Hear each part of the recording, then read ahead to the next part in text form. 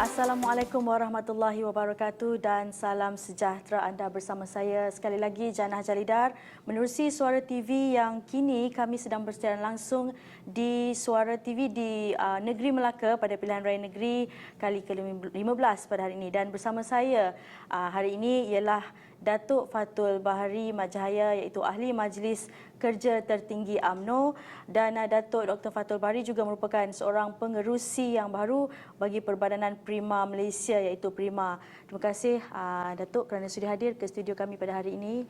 Dan apa khabar Datuk? Baik, Alhamdulillah.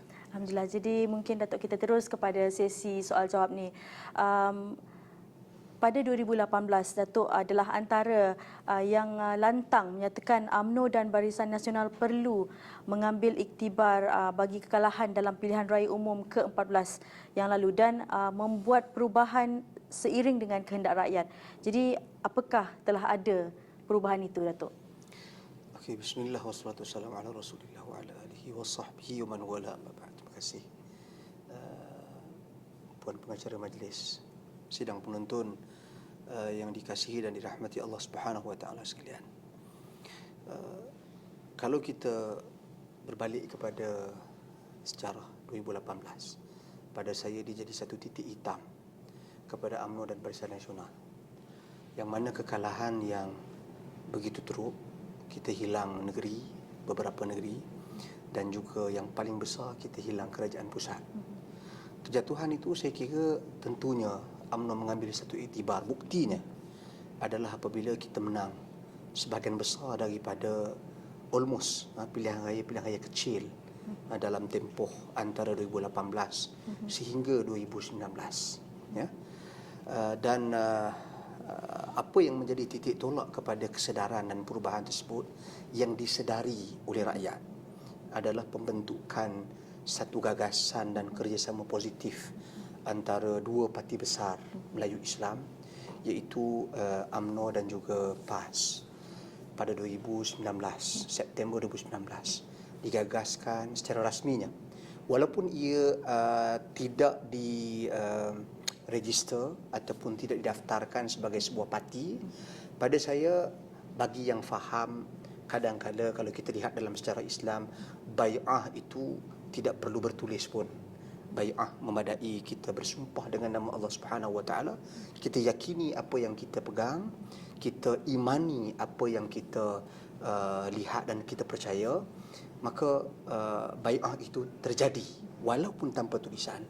Maka pada saya kerjasama ataupun gagasan yang dibentuk atas semangat yang disebut sebagai muafakat nasional itu satu perubahan besar sebenarnya yang UMNO terima dan yang PAS terima. Diiringi dengan air mata, diiringi dengan laungan takbir, dan pada saya melihat keikhlasan itu di jiwa setiap umat Islam yang hadir di PWTC pada hari itu, dan juga kita buat roadshow seluruh negara pada waktu itu. Pada waktu itu diterima penerimaan yang sangat-sangat positif. Maka itu titik tolaknya kepada perubahan tersebut. Kalau tanya saya pasal perubahan lah, maknanya dah mula ada kesedaran inginkan perpaduan atas jenama Islam, inginkan perpaduan atas jenama Melayu tanpa mengenepikan hak-hak kaum lain. Ya. Baik Datuk, ada juga yang mengatakan keengganan UMNO untuk berkompromi dengan bersatu dalam pilihan raya negeri Melaka kali ini, dan PRU akan datang menunjukkan parti sudah kembali kepada sikap sebelum PRU 14 yang lalu. Apa komen Datuk? Satu, perkara tersebut kita kena berbalik kepada sejarah juga. Dia bermula daripada tahun 2018 juga, apabila sebahagian besar yang menganggotai bersatu pada waktu itu, sama ada sebelum ataupun selepas, semuanya adalah daripada UMNO, ya. Dan gerakan-gerakan anti UMNO digerakkan sebelum daripada tahun 2018, bermula 2016, apabila Tan Sri Muhyiddin digugurkan daripada jawatan Timbalan Perdana Menteri dan kemudian keluar daripada UMNO.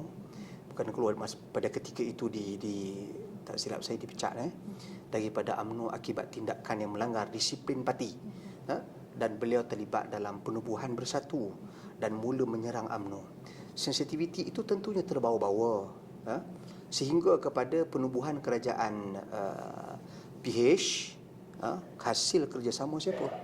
Hasil kerjasama bersatu DAP, PKR. Itu asas penubuhan kerajaan PH. Dan kemudian datang parti-parti komponen yang lain. Dan ketika penubuhan kerajaan PH itu, kalau kita lihat, tekanan diberi kuat ke atas pemimpin UMNO. Okey? Dan antara yang agak mendukacitakan saya pada waktu itu, selepas sahaja Presiden UMNO menang, Datuk Seri Ahmad Zahid Hamidi menang sebagai Presiden Parti, maka dikenakan tindakan ke atas dia, kes dibuka. Okay. Pada saya tak fair. Kenapa kes Datuk Najib awal, kes terlambat? Mungkin mereka memberikan alasan mahkamah dan sebagainya, tapi rakyat melihat dan menilai tidak adil. UMNO baru nak rejuvenate, UMNO baru nak memperbaiki kelemahan dan kekurangan dengan pemilihan parti yang ada orang meninggalkan parti pada waktu itu. Ada orang yang tak bertanding, ada orang yang lompat parti, okey, ada orang yang tinggalkan parti begitu saja diam, tak nak terlibat apa-apa. Okey, ketika itu orang macam kami ni masuk. Kita melihat ini masanya untuk kita buat satu perubahan baru. Pada waktu itu tiba-tiba presiden yang baru menang buka kes. Kita rasa tak fair. Kita tak fair. Tak ada masalah. Okay? Kes tu pada saya oleh kerana telah dibuka perlu melalui proses. Dan Presiden UMNO menerima hal tersebut. Namun ditekan lagi dengan pelbagai isu-isu dan sebagainya. Tekan dari masa ke semasa, tekanan demi tekanan, tekanan demi tekanan. Namun Allah takdirkan kita menang pilihan raya satu. So, akibat daripada pertembungan ini, tak mudah orang nak lupa tekanan-tekanan yang berlaku. Sebab itu walaupun pembentukan kerajaan PN pada tahun 2020, orang tak mudah melupai apa yang dibuat oleh Bersatu sebelum itu. Okey, bagilah sedikit masa dan berikanlah suntikan-suntikan ataupun kita katakan vitamin yang menyegarkan hubungan ini. Tapi apabila perkara tersebut tak diberikan, maka timbullah rasa tidak puas hati dan sebagainya. Dan pada saya umumnya perkara ini sebenarnya semua pihak sebenarnya pada saya lah, pandangan saya perlu berlapang dada. Sama ada UMNO ke, Bersatu ke, PAS ke dan sebagainya. Tapi untuk meletakkan kesalahan ini atas UMNO semata-mata, pada saya itu tidak adil. Lihat juga apa yang mereka lakukan ke atas UMNO. Di samping UMNO juga perlu bermuhasabah untuk menjadi parti yang lebih terbuka dalam mempromosikan kerjasama, dalam mempromosikan satu keluarga Malaysia yang digagaskan, yang baru-baru ini disebut oleh Yang Berhormat Perdana Menteri sendiri. Pada saya itu satu promosi yang baik, menunjukkan UMNO-led government ini membuka ruang kepada satu kerjasama positif untuk kestabilan politik negara dan tanah air. Itu pandangan saya. Jadi Datuk, kita tahu sebelum ini Barisan Nasional telah tumpas di Melaka. Kemudiannya berlaku percaturan politik akibat perpecahan daripada Pakatan Harapan dan membolehkan BN kembali memimpin Melaka. Jadi hari ini kita berhadapan dengan pilihan raya negeri akibat kegagalan kepimpinan UMNO menguruskan perpecahan dalam UMNO Melaka. Mengapa pengundi Melaka perlu memberi peluang lagi kepada UMNO dan Barisan Nasional, Datuk? Pada saya, ketidakpuashatian ini terhasil daripada isu-isu yang very personal. Okay? Dan tidak adil hal ini berlaku seperti itu. Okay? Tidak fair.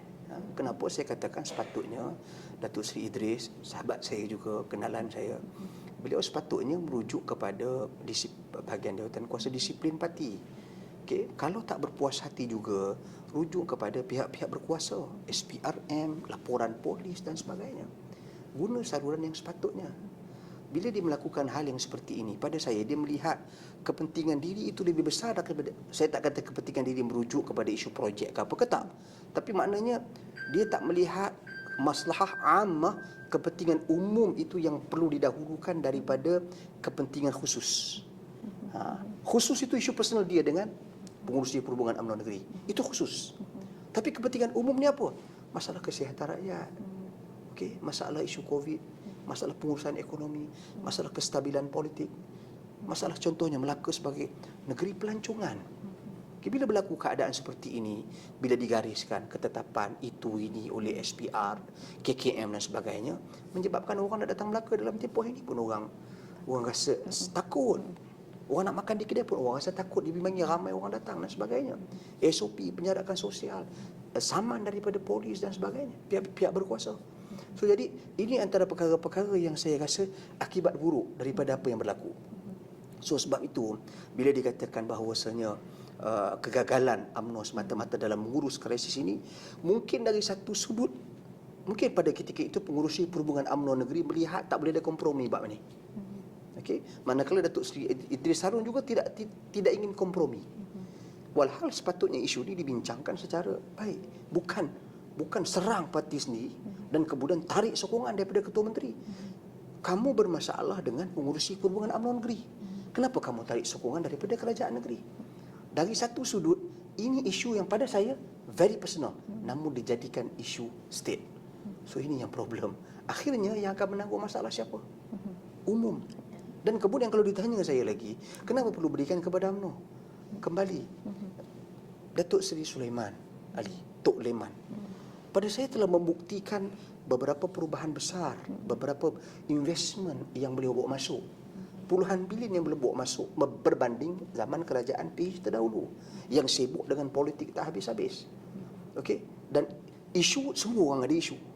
Okey, cuma apa yang beliau cuba lakukan telah beliau cuba lakukan, dan banyak perkara yang telah beliau laksanakan pun dalam konteks negeri Melaka. Cuk, beri peluang. Okey, saya tak nak cerita history sejarah lampau, sebab anak-anak muda pada hari ni tak minat. Kau orang duk cerita yang dulu-dulu, kau orang cerita yang sekarang. Sebab tu tema saya sangat suka dengan tema tersebut, kestabilan demi kemakmuran. Dalam hadis Nabi SAW, Nabi bersabda, al-mu'minu man ammanahu nas ala dinihim wa amwalihim. Hadis riwayat Tirmizi, yang bermaksud orang beriman itu adalah orang yang menyelamatkan agama saudaranya, okey, agama manusia lain, dan juga menyelamatkan harta manusia lain, orang lain. Okey, so umum hadis ini menyelamatkan agama ni kita boleh pergi very wide. Tak ganggu keharmonian antara kaum, itu yang terjaga ketika mana UMNO dan BN pemerintah. Sensitiviti perkauman itu terkawal, satu. Dan yang keduanya, menjaga soal harta umum, ekonomi. Itu yang penting. Ekonomi ini, macam mana ekonomi nak membangun ataupun berdaya saing sekiranya ada kestabilan, sekiranya negeri dan negara aman. Mana ada negara yang tidak aman atas muka bumi ini? Tidak ada mana-mana negara yang tidak aman di atas muka bumi ini ekonominya berdaya saing, ekonominya maju, negaranya membangun. Tidak ada. Okey, Palestin ekonominya problem disebabkan serangan tiap-tiap tahun. Syria, okey, kita bercakap dalam konteks Mesir, tidak stabil keadaan ekonominya. Kenapa? Kerana ketidakstabilan politiknya. Sebab itu, untuk memberikan jaminan baru dan tawaran baru pada rakyat, saya minta tolonglah kepada rakan-rakan di luar sana, para pengundi, lihat benda ini. Okey, kaedah fiqh menyebut, ma la yudraku kulluhu la yutraku julluhu. Sesuatu yang kita tak dapat semua, jangan buang semua. Ada benda tak dinafikan. UMNO parti yang sudah lama memerintah, ada kelemahan, ada kekurangan. Jangan kerana satu kelemahan kita buang semua kebaikan.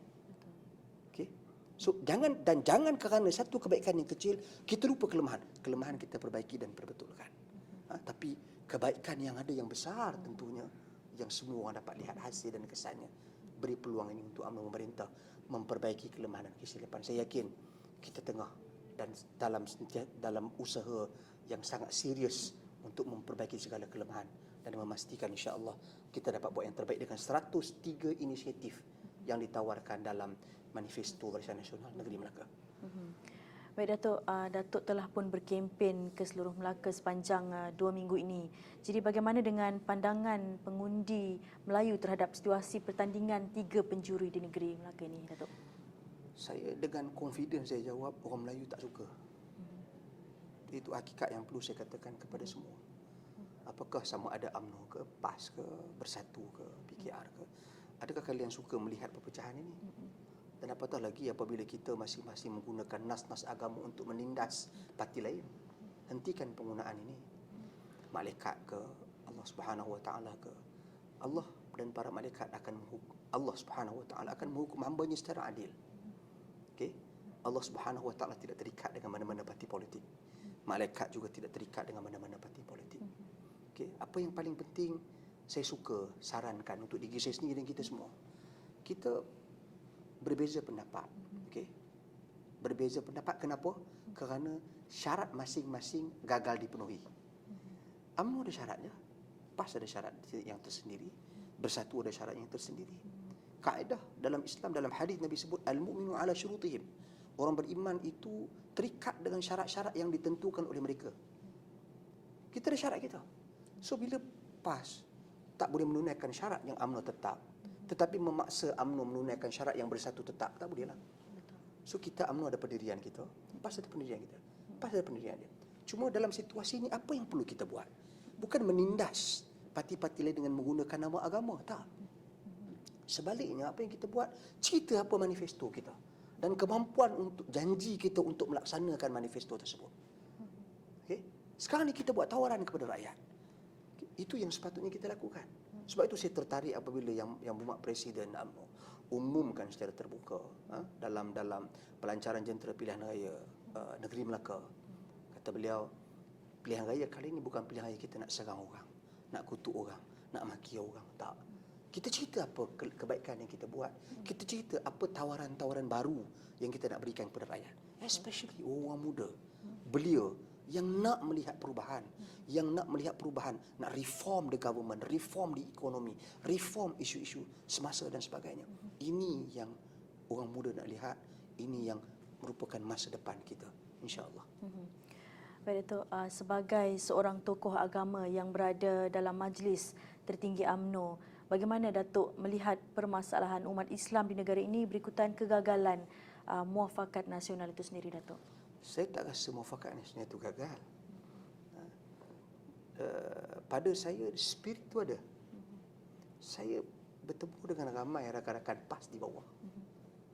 Ini saya tak kisah saya cerita dekat ni kan, live. Ramai saya bertemu dengan PAS di bawah yang menyatakan kekecewaan mereka. Kenapa benda ni berlaku? Kenapa krisis ni berlaku? Maknanya roh dan spirit muafakat nasional itu masih ada. Cuma kita perlu uruskan khilaf. Sebab tu dalam Islam dia beza antara perkataan al-iftiraq wal-ikhtilaf. Iftiraq perpecahan, ikhtilaf perbezaan. Tak semua perbezaan itu membawa pada perpecahan, tetapi semua perpecahan bermula daripada perselisihan, perbezaan yang gagal diurus dengan baik. Dalam situasi sekarang, pada saya, ketiga-tiga parti ini gagal mengurus perbezaan. Okay? Walaupun mana-mana nak katakan kami lebih benar, itu terpulang kepada andaian dan pendirian masing-masing. Okay? Tetapi yang lebih besar daripada itu adalah sebenarnya kita perlu fokus. Kenapa kita gagal urus perbezaan ini? Adakah kerana keegoan kita? Kesombongan kita? Ataupun kita tak terima teguran? Ini yang perlu kita perhalusi. Yang mana di bawah ini PAS, UMNO menunggu dan inginkan perkara ini berlaku. Dan saya lihat dengan mata kepala saya sendiri, program-program antara muafakat nasional PAS dengan UMNO di negeri Melaka ini berjalan dengan sangat positif. Gerakan-gerakan sebelum ini. Tapi kerana perbezaan yang berlaku di peringkat pusat, pendirian pusat, maka berlakulah seperti ini. Jadi saya menyeru semua, kita bermuhasabah kembali. Saya tak nak attack mana-mana pihak, nak serang Yanu, serang orang ni, tak. Saya membawa mandat Presiden. Kita fokus kepada jadikan pilihan raya ini, hasilnya itu memberikan kebaikan kepada kerajaan Melayu Islam, mudah-mudahan, tanpa mengabaikan orang bukan Islam dalam konteks kepelbagaian kaum di Melaka khususnya. Okey, dan pada masa yang sama juga musuh kita sama saja. Apa yang berlaku 22 bulan ini akibat daripada PH. Saya tak letakkan semua 100%, tetapi most of the decision of the government pada zaman PH akibat daripada sikap-sikap DAP dan juga PKR seperti mana yang kita ketahui. So itu pandangan saya. Jadi Datuk, adakah Datuk melihat masih ada harapan untuk melihat kerjasama UMNO, PAS dan Bersatu ini menjelang PRU akan datang, Datuk? Saya kalau based on keputusan parti telah buat keputusan. Ini saya kena nyatakan. Saya tak boleh ubah keputusan parti. Keputusan parti tentang kerjasama dengan Bersatu dalam PRU yang akan datang, parti telah buat keputusan tidak ada kerjasama. Okay? Tetapi parti juga membuat keputusan teruskan muafakat nasional. Mufakat Nasional, di sisi orang UMNO masih ada. Spiritnya masih ada. Saya di Perlis, program dengan rakan-rakan PAS kita teruskan. Okey, tidak ada serangan sindiran ke dan sebagainya. Untuk saya sendiri saya tak buat. Tak nak. Sebab saya sayang ukhuwah ini. Saya sayang persaudaraan yang kita bina kerana Allah Subhanahu Wa Taala. Saya sayang. Tak tahulah kalau orang melihat benda ini sebagai politik mata-mata, tetapi saya melihat ia lebih besar daripada kepentingan politik individu. Okey, itu satu. Yang keduanya,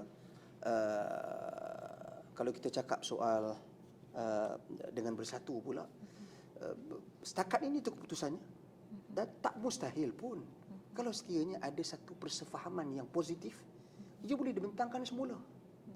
Sekiranya mampu untuk menarik hati orang UMNO, bermuhasabah dengannya, ada pengajarannya, bersatu pun ambil take note dan ambil pengajaran dari apa yang berlaku, bermuhasabah. Ini ukhuwah fillah, kasih sayang kita kerana Allah Subhanahu Wa Taala.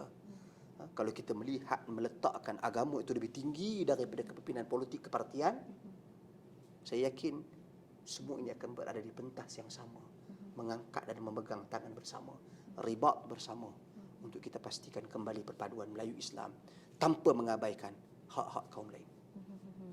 Jadi Datuk, hampir 90% calon BN dalam PRN Melaka kali ini adalah muka atau wajah-wajah baru. Adakah Datuk melihat ini sebagai satu kelebihan atau kekurangan kepada parti? Ada dua, muka baru, satu lagi orang muda. Pada saya yang lebih besar daripada perkataan orang muda ni muka baru sebenarnya. Muka baru yang tak bertanding sebelum ini, bertanding. Dan kemudiannya dalam muka baru ini tak mengabaikan orang muda. Itu penting. Jangan muka baru saja tak ada orang muda. Tadi saya dah jumpa seorang makcik tadi. Dia kata cukup-cukuplah orang tua-tua, dia kata. Itu kata dia. Itu kata dia. Bagilah orang muda-muda pula ni. Ada seorang pakcik kata, kami orang tua-tua ni kira zaman Jepun dulu. Kita duk tengok macam ni, tak jalan tak ada, okey, api tak ada dan sebagainya. Anak-anak muda hari ni lain tengoknya, dia kata. So jadi pada saya soal orang muda ataupun orang tua ni very subjektif. Kita tak nak orang muda yang ditawarkan. Yang ni yang saya tak nak. Tapi tak boleh deliver kat bawah. Hanya sekadar untuk mengambil persepsi anak-anak muda. Okey, umur 18, 19 yang mereka target future pilihan raya, future election, mereka dapat tagih undi. Okey, jadi mereka letak orang muda. Kita nak orang muda yang boleh ada productivity. Kita nak orang muda yang kreatif. Kita nak orang muda yang bekerja seperti Dr. Akmal Saleh. Okey, kita nak yang turun. Dia bukan buat kerja kemarin. Saya mengikuti Facebook dia. Salah seorang follower di Facebook dia. Page dia, Facebook dia. Dia dah buat kerja 3 tahun. Dia turun kawasan. Dia doktor. Dia buat kerja-kerja kebajikan. Amal. Dia ada klinik sendiri. Orang melihat dan menilai. Kita nak orang muda yang macam ni. Pada masa yang sama ada orang yang berusia juga. Tapi dah buat kerja dah lama juga. Bukan buat kerja baru. Tok Leman pun buat kerja lama. Okey. Tok Zaidi Hatan pun saya kenal. Walaupun dia orang lama, tetapi dia ada khidmat dan dia ada tinggalkan sesuatu untuk pengundi di kawasan dia. So ini perlu dinilai. Yang penting adalah khidmat masyarakat. Cuba sayangnya hari ini, satu benda yang mungkin mesti boleh kongsi sebelum saya habiskan. Sayangnya hari ini, apabila dunia borderless, dunia tanpa batas ini, orang yang bagi komen tu kadang-kadang bukan pengundi setempat. Kadang-kadang, okey. Orang yang bagi komen dah duduk di KL, orang yang bagi komen duduk di Penang, orang yang bagi komen, tetapi dia membentuk satu persepsi seolah-olah tak diterima oleh pengundi setempat. Tapi pengundi setempat tahu, oh dia ni bantu aku, dia ni bantu keluarga aku. Tapi ini realiti yang berlaku sebenarnya. Okey. So jadi sebab itulah pada saya, biarlah apa orang nak komen di social media, di medsos, tetapi pengundi lebih mengenali calon itu. Muda tu pada saya advantage, satu bonus. Sebab muda ini sifatnya itu disebut di dalam Al-Quran, innahum fityatun amanu bi rabbihim wa zidnahum huda. Mereka itu anak-anak muda, yang mana mereka itu amanu bi rabbihim, beriman dengan Tuhan mereka dan ditambah petunjuk ke atas mereka. Sifat orang muda, kata Al-Imam Ibn Kathir, qabilul litaghyir wa qabilul lil hidayah. Mereka mudah untuk berubah dan mudah untuk mendapat petunjuk. Sebab tu orang muda dia ada pandangan, dia dynamic dalam pandangan dia. Dan perubahan mereka satu perkara yang biasa. Hari dia cakap macam ni, mungkin 2-3 tahun lagi dia dapat benda baru, dia ada perubahan, mematangkan dia lagi. So itu muda. Pada masa yang sama, pengalaman yang tua, advice yang tua, ini diperlukan. Gandingan ini dalam 90% itu saya kata cukup baik. Cukup baik. So bukan hanya meletakkan orang muda umur 21 tahun, tetapi sebenarnya target dia lain. Pada saya dia tak target menang. Dia target nak menggamit undi umur 18 tahun. Jadi adik-adik tolong perhati benda ni. Ini pemimpin. Kita nak wakil yang kita pilih ni memimpin. Kita nak wakil yang kita pilih ni ambil berat kebajikan ahli keluarga kita, mak ayah kita, tok kita, jalan kampung kita, sekolah-sekolah kita. Itu yang kita nak sebenarnya. Bukan sekadar usia adik-adik. Usia betul penting. Kita kena respect orang muda, kita kena respect pendapat dan pandangan orang muda, kita kena terima kritikan orang muda, tetapi untuk memimpin ini perlu kematangan. Kalau dia muda, dia matang, dia cemerlang, buat kerja kebajikan bagus, ambillah adik, macam Dr. Akmal contohnya, macam Dira contohnya, macam Fairul Alung contohnya, macam Datuk Rais contohnya. So ini muka-muka baru, wajah-wajah baru, orang muda. Yang lain-lain saya minta maaf tak sebut ramai sangat. Jadi dan lain-lain lagi, manfaatkanlah. Jadikanlah mereka wakil rakyat anda untuk memastikan mereka berkhidmat untuk anda, insya-Allah. Baik Datuk, masa mungkin tidak mengizinkan kita, tapi kata-kata akhir dan juga harapan Datuk untuk Barisan Nasional 2 hari sahaja lagi tempoh berkempen sebelum hari mengundi 20 hari bulan ini, Datuk.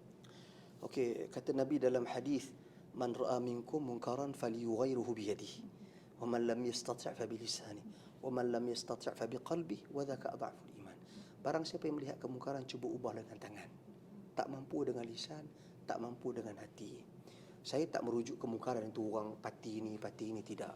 Tetapi pada saya kemungkaran yang besar adalah mewujudkan huru-hara dan porak-peranda dalam situasi pandemik yang rakyat sedang menderita kerana pandemik. Mewujudkan situasi huru-hara itu satu kemungkaran yang besar. Maka atasinya dengan tangan-tangan anda. Undilah mereka yang anda yakin mampu menstabilkan keadaan, mampu menstabilkan ekonomi. Pada saya yakin insya-Allah Barisan Nasional dengan tema kestabilan demi kemakmuran, itu yang terbaik untuk anda. Undilah Barisan Nasional. Terima kasih. Assalamualaikum warahmatullahi wabarakatuh. Baik, terima kasih Datuk kerana sudi meluangkan masa bersama kami pada hari ini. Dan untuk itu saya Jannah Jalidar dan seluruh kru produksi ingin mengucapkan terima kasih kepada semua yang melayari Suara TV. Untuk itu Assalamualaikum dan salam hormat.